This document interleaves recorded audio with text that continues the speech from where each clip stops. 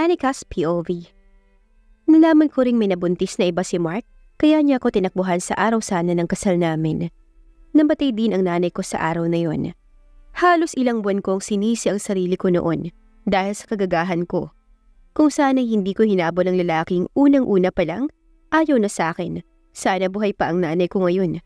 Kung sana'y hindi ako bobo, sana masaya pa kami ngayon. Pero wala eh. Napaka-bobo ko dahil nagkamali ako. Hey, what are you doing here? It's already 10 p.m. Aren't you sleepy yet? I was startled at Sir Joaquin's voice. Malaki ang boses niya at nasa likod ko siya kaya nagulat ako. Mamaya na po ako matutulog, sir. May iniisip po kasi ako eh. Kunwaring tawa ko. Dali-dali kong pinunasan ng luha ko dahil baka makita niya.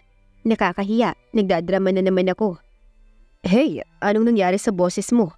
Umiyak ka ba? Halata sa boses niya ang pag-aalala, kaya humarap ako sa kanya at ngumiti. No sir, I am not. Hindi ko ina-expect ang sunod na ginawa niya. Niyakap niya ako at hinilikan ng ulo. Kumabog na naman ang malakas ang dibdib ko. Sir, ano ba itong pinapakita mong motibo sa akin? Bakit kung alagaan niyo ako parang hindi ako katulong o kasambahay niyo lang? Bakit kung alagaan niyo ako ay para akong espesyal para sa inyo? Sana totoong hinala ko, sir. Kasi pagod na akong masaktan.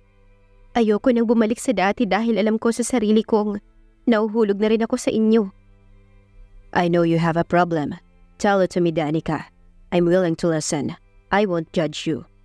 He carefully said habang hinahaplos ang ulo ko. Ang pakiramdam ng kasiyahan ay umiikot sa aking puso ngayon. Parang pinaparamdam niya sa akin na nasa tabi ko lang siya. Na hindi ako dapat mag-alala dahil kayang-kaya niya akong saluhin na kinakatakutan ko naman. Paano kung umaasa lang pala ako sa wala? Paano kung hindi talaga totoo itong pinapakita niya sa akin ngayon? Sir, I just wanna ask something. Ang lakas ng kabog ng dibdib ko. Kinakabahan ako. What is it? Sagot niya habang hinahaplos pa rin ang buhok ko. Lumunok muna ako bago sumagot. Bakit niyo po ba ito ginagawa? Bakit kung ituring niyo ako ay parang hindi ako katulong?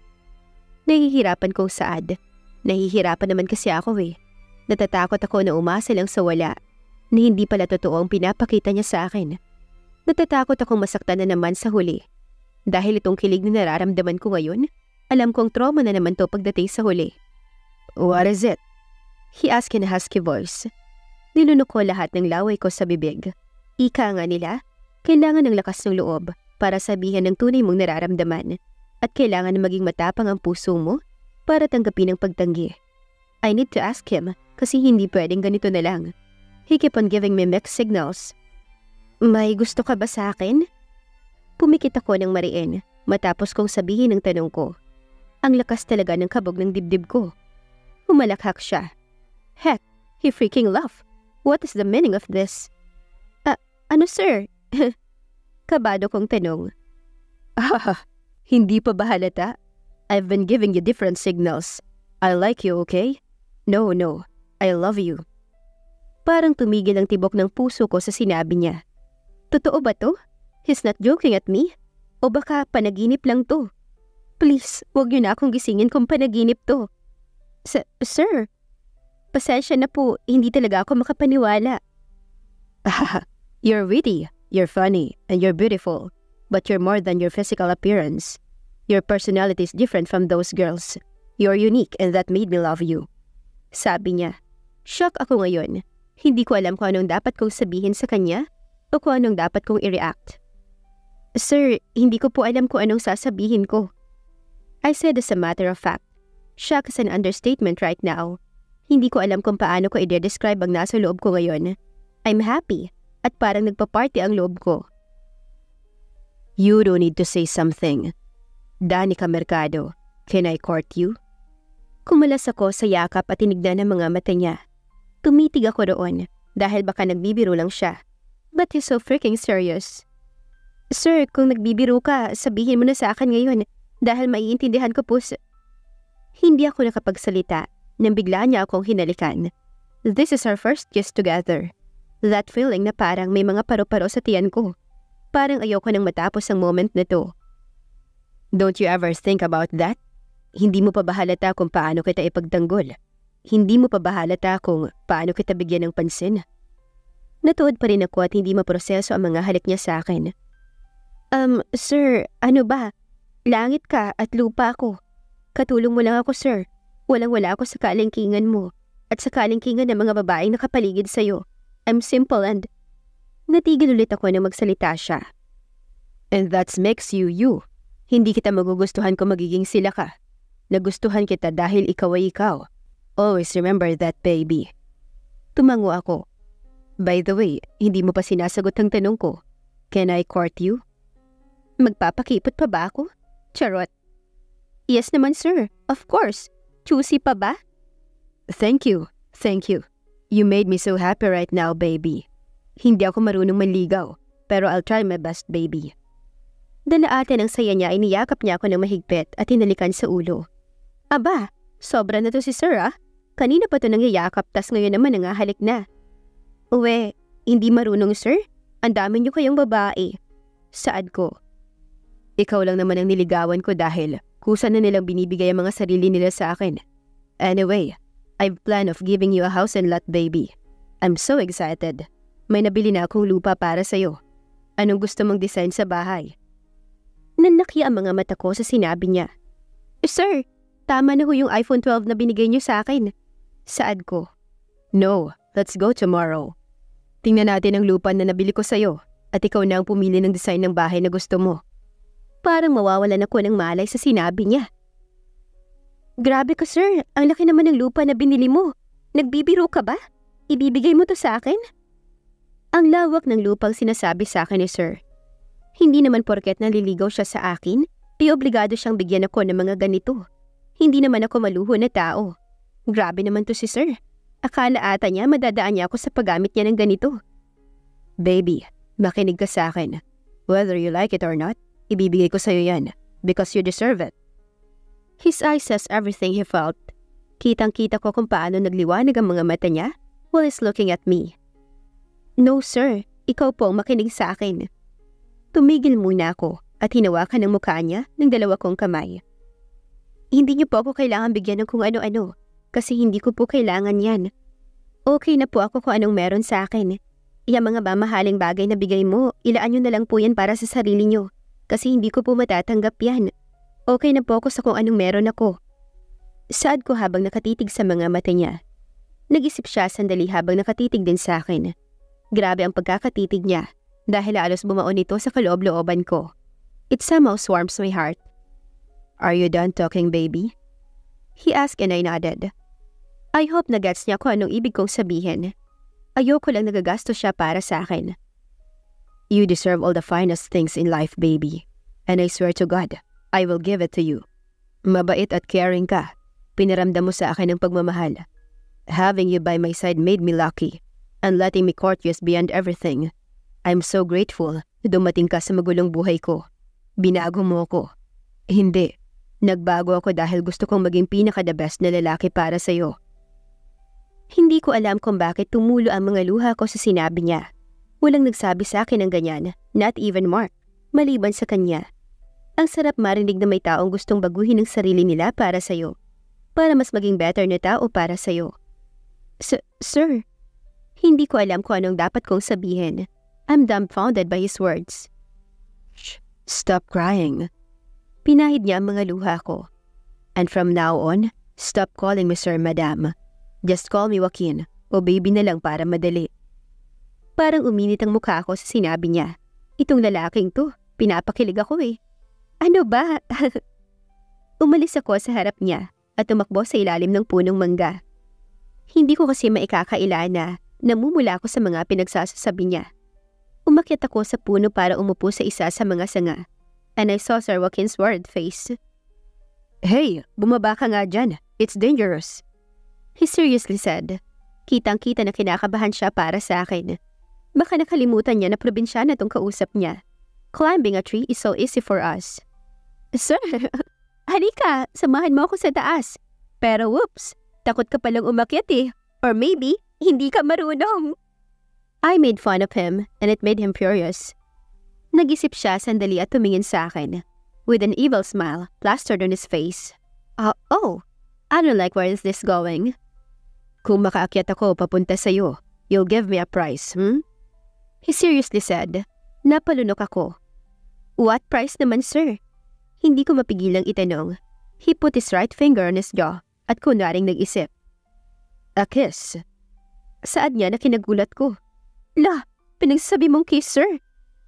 Tumayo ako para pumunta sa isang sanga. Subalit nadulas ako. Takot na takot ako sa magiging mangyari. Buti na lang at nakahawak ako sa isang sanga. Akala ko iligtas na ako nang tumunog ito. Ula! Mahulog ako! Mahulog ako! Lord, mamamatay na ba ako? Lord, virgin pa ako. Sayang, hindi ko pa natikman ng langit. Dasal ko. I'll catch you, don't worry. Nasa ilalim ko si Sir. Tumingin ako sa kanya at handang-handa na siya para saluhin ako. Sasaluhin mo ko? Saad ko. Sweat is falling from my head. Gumapang na rin ang takot sa puso ko. I'm not yet ready to die. Yes, I'll catch you. Bumitaw ka na riyan. He ordered me. Tumunog ulit ang sangang kinakapitan ko. Lumunak ako at tumingin ulit sa ibaba. Just trust me, please. He sincerely said. Just like magic, parang nawala lahat ng takot ko. At dahan-dahan akong bumitaw at ipinikit ko ang aking mga mata. At natagpuan ko na lamang ang sarili ko sa mga bisig ni Sir Joaquin. Sinalo niya ako. Hindi niya ako pinabayaan. Thank you for catching me, sir. Akala ko mahuhulog na ako. Niyakap ko siya.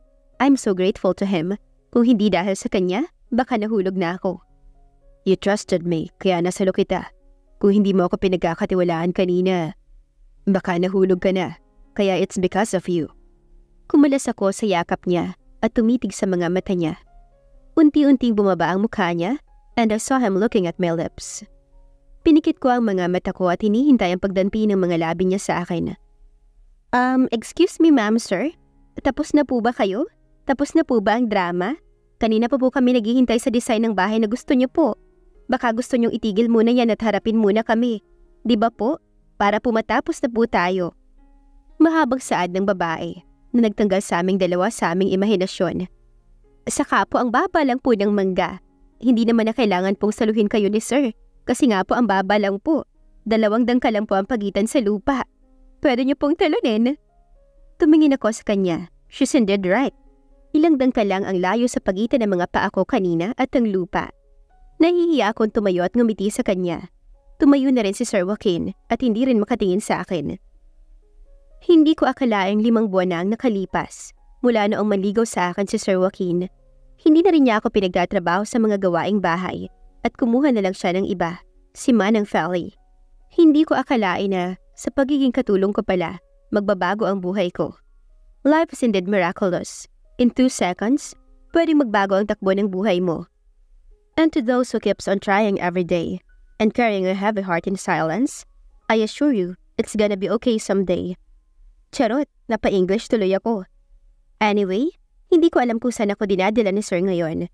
Nasa kotse kami at may tinatahak sa daan. He keeps on looking at me and smile and it's frustrating me. Parang sira lang kasi, ang sarap sa pakin. What? Umiling-iling siya at ngumiti na naman na parang baliw. Gosh, what is his problem? Nagulat ako at nang mula nang hawakan niya ang kamay ko. Ano ba naman tong taong to? Lagi na lang akong pinapakilig. I just can't believe it. Ang ganda ng babaeng nasa tabi ko ngayon. Like shit. He casually said. Wala na. Natunaw na ako sa damuhong to. Lakas magpakilig eh. Uwe, baka sa una lang yan sir ah. Ganyan naman kasi lagi eh. Sa una lang mahal. Sa una lang masaya. Pero pagdating sa huli, wala na. Sakit lang ang inabot ko dahil infatuation lang pala ang nararamdaman mo sa akin. I said as a matter of fact. Ganyan naman kasi halos lahat ng relasyon, di ba? Sa una lang masaya. Sa una lang mahal. Pero kapag nagsawa na, kapag napagod na, wala na, itsapwera ka na lang. I date to marry, and those girls are just my flings. They aren't my girlfriends. Naliligaw ako para pakasalan ko. Wala sa hulog na ako. Hulog na talaga. Hindi na ako makakaahon. Charot lang. Okay. Pero saan muna tayo pupunta ngayon, sir? Tanong ko sa kanya.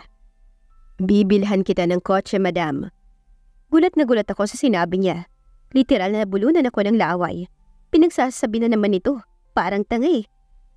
La, ikaw ba'y nababalo na talaga, sir? Wala ka bang ibang magawa? Tinatapon mo na lang yung pera mo? Ang daming nagugutom sa mundo. Tapos ikaw, ibibili mo lang yung pera mo ng kung ano-ano. Baliw ka na ba? Hindi mo nga alam kung worth it ba ako sa mga ginagawa mo. Sigaw ko sa kanya. Hindi ko na kasi mapigilan tong taong to eh. Parang tanga. Ang eme-eme niya. He just smirked at me. Tumigil na pala kami. Wala ka nang magagawa. Nandito na tayo. Hindi na ako nakaimik nang lumabas siya at pagbuksan ako ng pinto. Pumasok na kami at halos napanganga ako sa lahat ng mga sasakyan dito. Ang gaganda! Ang daming dealers na lumapit sa amin. May isang kotse ang nakakuha ng pansin ko. Ang ganda niya, sobra. Kulay pink siya at napakaastig tignan. Lumapit ako at hinaplos ito. Ma'am, that Chevrolet Corvette. It cost 9.9 million, ma'am. Nanlaki ang mga mata ko at mabilis na tinanggal ang kamay ko sa kotse. Pusang gala, kainin niyo na lang tong kotse niyo. Ayoko na yan. Ang mahal, pusang gala talaga. Do you like it? Narinig ko ang bulong ni Sir Joaquin sa likod ko. Umiling-iling ako, baka kasi bilhin niya. Ang mahal pa naman, saan naman ako kukuha ng ganun kalaking pera? Hindi sir, ang pangit-pangit tignan no? Tas ang mahal pa.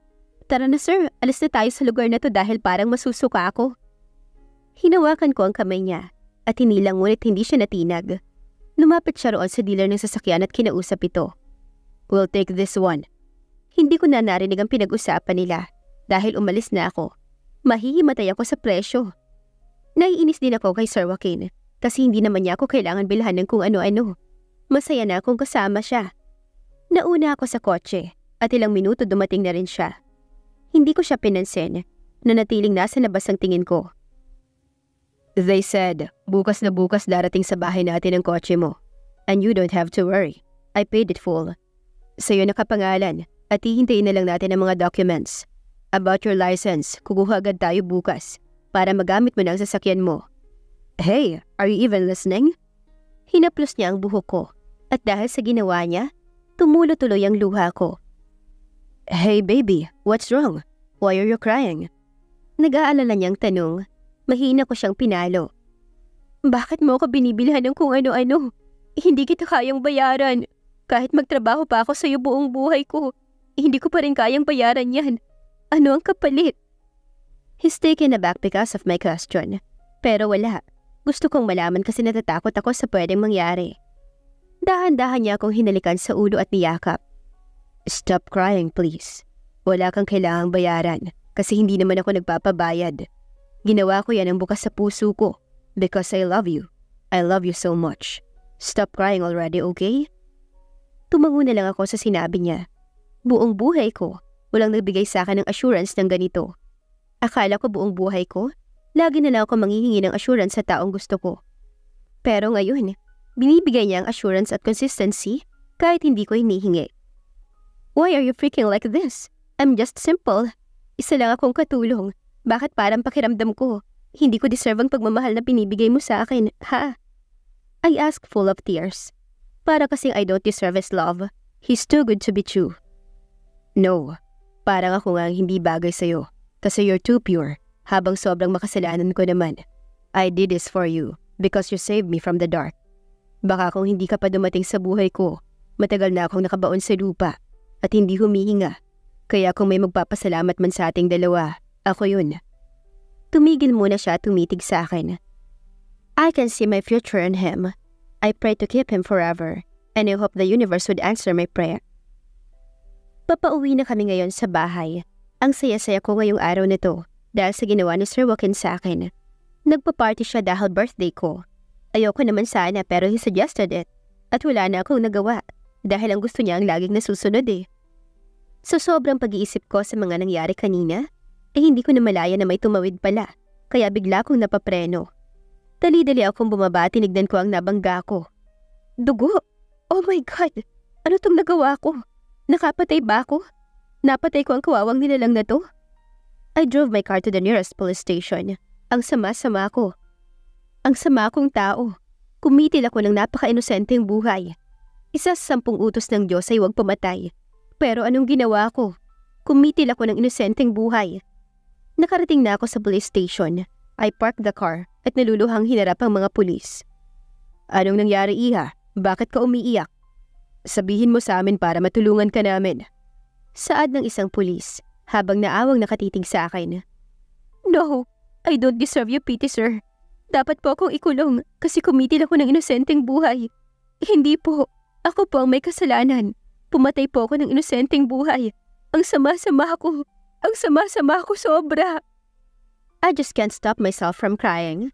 Habang tinitignan ko ang nabangga ko kanina, habag na habag ang aking kalooban. Isang pamilya ang nawala ng mahal sa buhay dahil sa katangahan ko. Sino ang napatay mo? Saan? Sunod-sunod na tanong sa akin ng pulis. Humihikbi ako habang pinupunasan ang mga luha kong nauhulog galing sa mga mata ko. Napatay ko po ang manok. Hindi ko po siya nakita eh. Tumakbo po siya sa harap ko at hindi po ako nakapagpreno. Kaya po nasagasaan ko siya. Dakpin niyo na po ako at ikulong kasi mamamatay manok po ako. Biglang humalakak ang mga pulis sa sinabi ko. I don't get them. Hindi ba nila alam na nakapatay ako ng isang napaka-inosenteng nilalang dahil sa katangahan ko? Pulis ba sila? Di ba dapat ikulong nila ako? Bakit po kayo tumatawa? Ano po bang nakakatawa? Hindi ko mapigilang itanong. Iha, nagbibiro ka ba? Joke time ba to? Kumain ka na ba? Naguguluhan ako sa inasta ng mga pulis na to. Bakit ba tinatanong nila ako kung kumain na ba ako? Pa-fall ba sila? I'm perfectly okay po. Hindi po ako nagugutom o nababaliw kung yan ang iniisip nyo. I said as a matter of fact, they are not helping. Ganito na lang, Iha. Sino bang pwede naming tawagan sa inyo? Siya na lang magsisettle nito o mas madali umuwi ka na. Seryosong saad ng pulis. Bakit niyo po ba ako pinapauwi? Hindi niyo ba nakita? Nakapatay po ako. May pamilyang nawala ng anak ko kapatid dahil sa katangahan ko. Kahit manok yan, alam kong may pamilya pa rin yun. Inis na inis ako dahil hindi nila makuha ang punto ko. Hindi nagtagal ay may lumapit sa amin na isang pulis at tinanong ako kung kaano-ano. Pinapauwi nila ako at wala na akong gana pang magmaneho dahil sa nangyari kanina. Kaya ang ginawa ko, tinawagan ko na lang si Sir Joaquin at hinintay hanggang sa dumating siya. Joaquin's point of view. Where are you? Why are you not still here? The stupid girl's ruining the party. This should be her party but she's not here. Sir, nandito po ako sa police station. Her voice is shaky. She's crying. My heart beat fast. Presinto, what happened? My heart is filled with worry. What did that stupid girl did this time? What happened? Bakit ka nandyan? Are you okay? Are you hurt? I can't help but to raise my voice. I'm worried. Pero dahil din sa pagtaas ng boses ko, she cried even more. I don't know, but I found myself driving my car. Saang presinto ka? Just text it to me. I'm on my way. I received her location and there I found her. I ran as fast as I could when I saw her helplessly sitting on the floor. Her makeup is all messed up. Her pink gown is also messy. This girl's really stupid. Hey, are you okay? What happened? Niyakap ko siya kaagad. Inangat niya ang kanyang mukha and cried even more when she saw me. Sir, ang sama-sama ako. May napatay ako, sir. May damangga ako. Ang daming dugo na lumabas sa kanyang katawan. Ang sama-sama ko. Wala akong puso. She killed someone? Hindi ako makapaniwala. She have the purest heart. Sino ang napatay mo? Sana tinawagan mo muna ako. I don't know what I should say. I'm still in shock. I surrendered myself, sir. Hindi kaya ng konsensya ko. May napatay ako, sir. Napabuntong hininga ako. Sana pala hindi ko na lang siya binigyan ng sasakyan. Kung alam ko lang na mangyayari to. Alam kong sisisihin niya ang sarili niya. Sir, girlfriend niyo po ba yan? I looked at the police and nodded. She surrendered herself here? Then bakit hindi pa siya nakadetain? Wala bang nagreklamo? Umiling ang pulis, kaya hinawakan ko ang mukha ni Danica at pinatingin sa mga mata ko. Hey, it's okay. Kaya natin to. Just don't cry. Maayos din ang lahat ng to. Aayusin ko. Saan pala yung pamilya ng nabangga mo? Tanong ko habang pinupunasan ng mga luha niya. Sir, yun ang problema. Mag-isa na lang siya sa buhay tapos napatay ko pa. Ang sama ko. Lumabas na naman ang masaganang luha sa mga mata niya. Niyakap ko na lang siya ulit. Sir, ang bait ng girlfriend niyo. Tumango ako sa sinabi ng pulis dahil totoo naman. Kaya nga pati manok na napatay niya, sinurrender pa niya ang sarili niya sa amin. Sana ganyan lahat ng mga kriminal. Iuwi mo na yan, sir. Yeah, this girl has the purest heart. Mag-isa na lang kasi sa buhay yung manok tapos... What? Manok? Manok lang ang napatay niya? Manok? Manok ang napatay mo? Hindi ako makapaniwala. Opo, sir. Tumawid kasi sa kalsada eh. Ang sama-sama ko, sir. I deserve to die. Nakapatay ako. This stupid girl is seriously killing me.